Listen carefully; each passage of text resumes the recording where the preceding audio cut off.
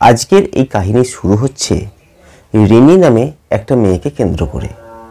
রিমি প্রতিদিন কলেজ থেকে বাড়ি ফেরার পথে বটগাছের নিচে কিছুক্ষণ বসে এবং কিছুক্ষণ নিজের ডায়েরিতে কিছু লেখে।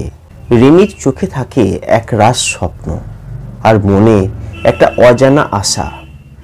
একদিন অর্ণব তাকে জিজ্ঞাসা করলো, কি এত লেখো এই ডায়েরিতে? রিমি একটু মিষ্টি হেসে বলল, স্বপ্ন। অর্ণব অবাক হয়ে বলল, স্বপ্ন কি লেখা যায়?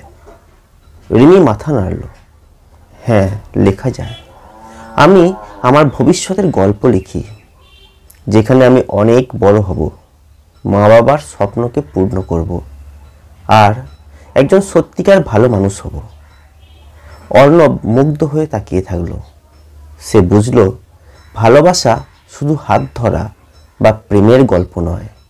ভালোবাসা হলো একে অপরের স্বপ্নকে সম্মান করা, সাহস দেওয়া। এরপর থেকে অর্ণব প্রতিদিন রিমির পাশে বসে, রিমির স্বপ্নকে শুনে ওকে অনুপ্রাণিত করে।